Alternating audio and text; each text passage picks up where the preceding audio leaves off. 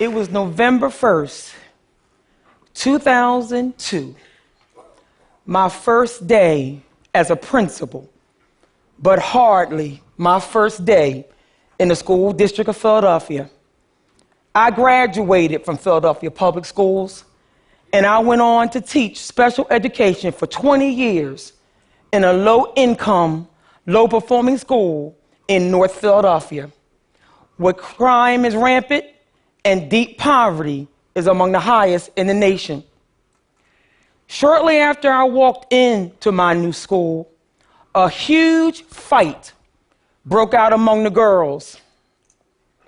After things were quickly under control, I immediately called a meeting in the school's auditorium to introduce myself as the school's new principal. I walked in angry, a little nervous, but I was determined to set the tone for my new students.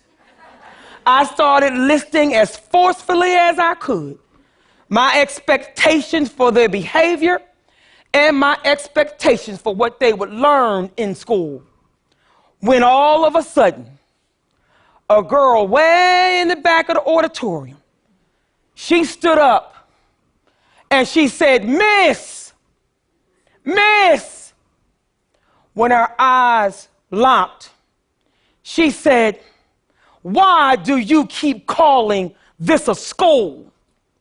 This is not a school."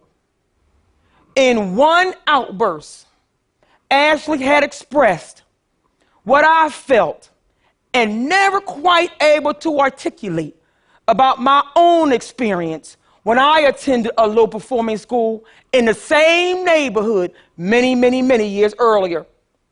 That school was definitely not a school.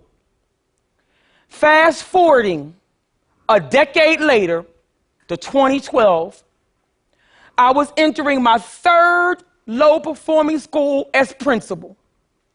I was to be Strawberry Mansion's fourth principal in 4 years. It was labeled low-performing and persistently dangerous due to its low test scores and high number of weapons, drugs, assaults, and arrests. Shortly as I approached the door of my new school and attempted to enter and found the door locked with chains, I could hear Ashley's voice in my ears going, "Miss, Miss, this is not a school." The halls were dim and dark from poor lighting. There were tons of piles of broken old furniture and desks in the classrooms. And there were thousands of unused materials and resources. This was not a school. As the year progressed, I noticed that the classrooms were nearly empty. The students were just scared to sit in rows in fear that something would happen, scared because they were often teased in the cafeteria for eating free food. They were scared from all the fighting and all the bullying. This was not a school. And then there were the teachers, who were incredibly afraid for their own safety. So they lacked low expectations for the students and themselves, and they were totally unaware of their role in the destruction of the school's culture. This was the most troubling of all. You see, Ashley was right, and not just about her school. For far too many schools for kids who live in poverty, their schools are really not schools at all. But this can change. Let me tell you how it's being done at Strawberry Mansion High School. Anybody who's ever worked with me will tell you I am known for my slogans.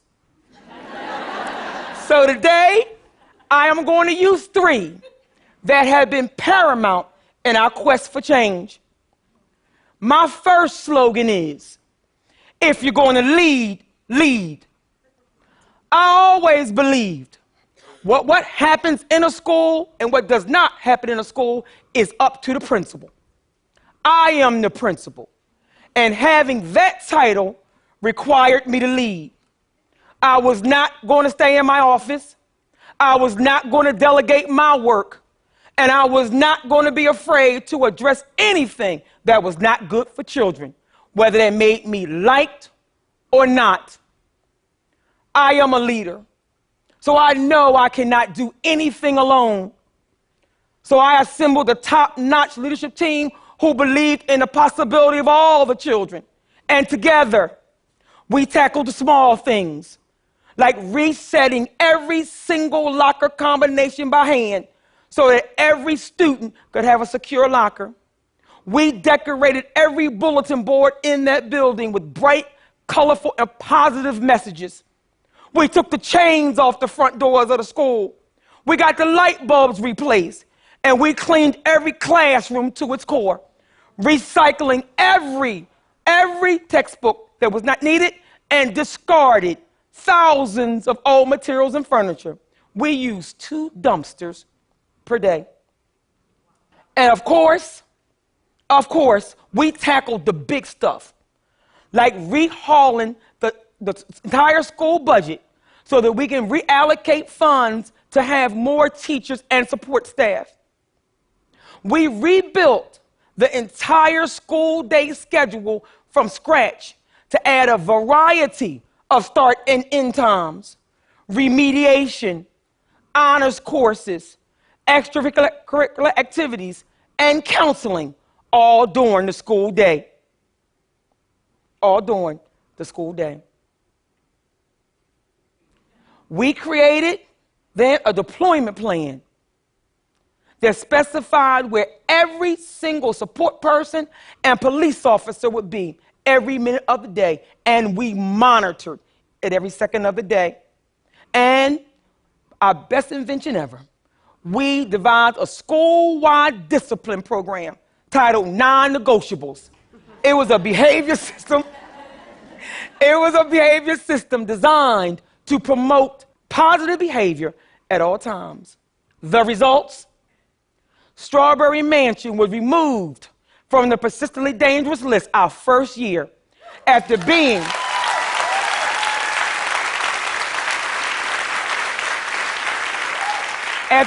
on the persistently dangerous list for 5 consecutive years. Leaders make the impossible possible. That brings me to my second slogan. So what? Now what?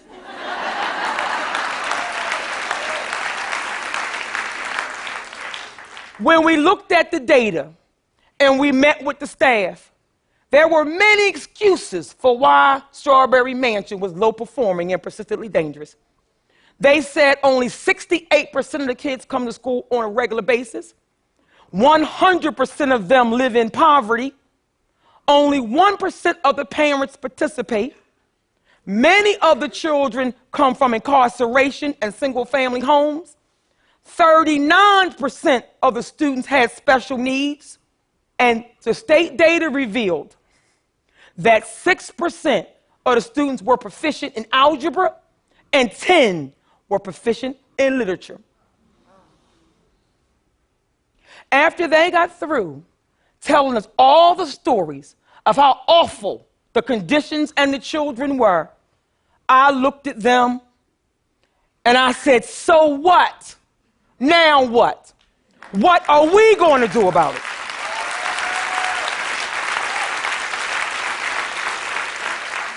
Eliminating excuses at every turn became our primary responsibility.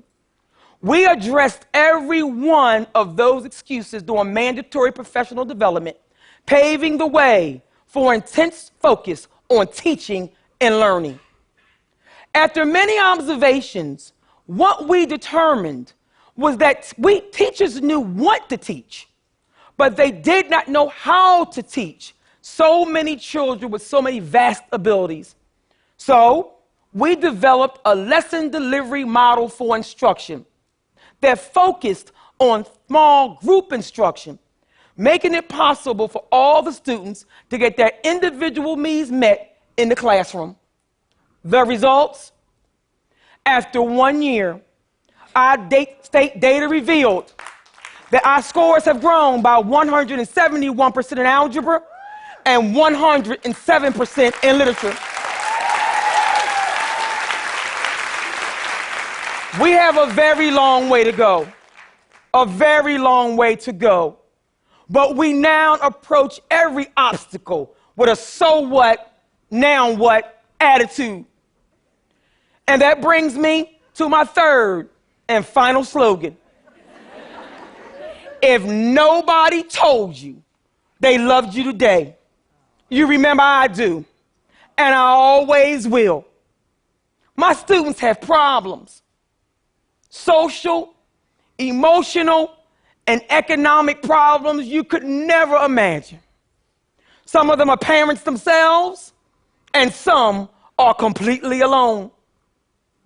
If someone asks me my real secret for how I truly keep Strawberry Mansion moving forward, I would have to say that I love my students, and I believe in their possibilities unconditionally.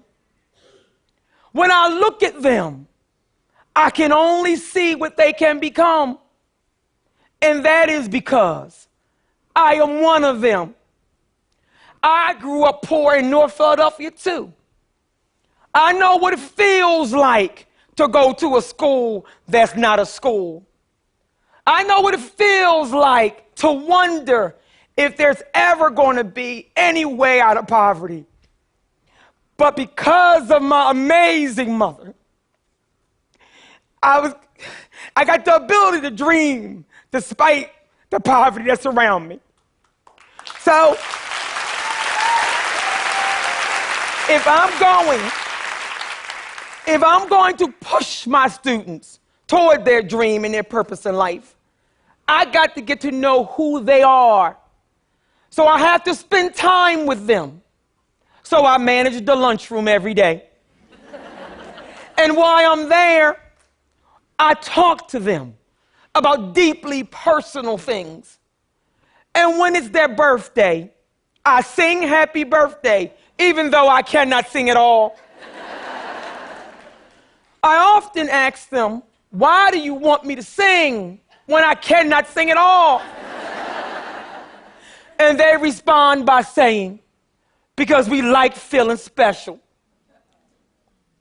We hold monthly town hall meetings to listen to their concerns, to find out what is on their mind. They ask us questions like, why do we have to follow rules? Why are there so many consequences? Why can't we just do what we want to do? They ask, and I answer each question honestly. And this exchange in listening helps to clear up any misconceptions. Every moment is a teachable moment. My reward for being non-negotiable in my rules and consequences is their earned respect. I insist on it. And because of this, we can accomplish things together. They are clear about my expectations for them. And I repeat those expectations every day over the PA system. I remind them of those core values of focus, tradition, excellence, integrity, and perseverance. And I remind them every day how education can truly change their lives. And I end every announcement the same. If nobody told you they loved you today, you remember I do, and I always will. Ashley's words of Miss, this is not a school, is forever etched in my mind. If we are truly going to address or make real progress in addressing poverty, then we have to make sure that every school that serves children in poverty is a real school. A school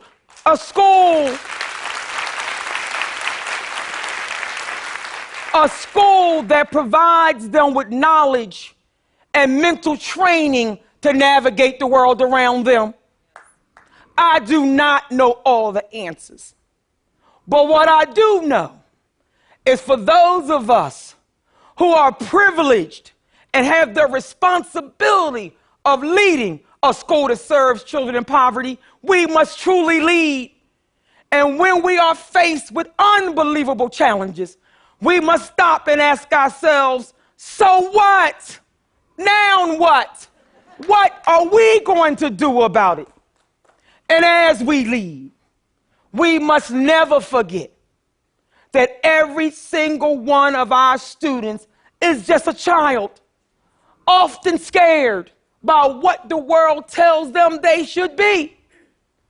And no matter what the rest of the world tells them they should be, we should always provide them with hope, our undivided attention, unwavering belief in their potential, consistent expectations.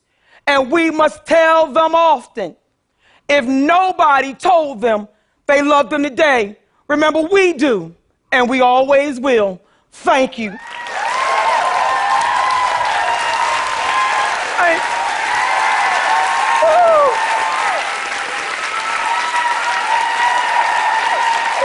Thank you, Jesus.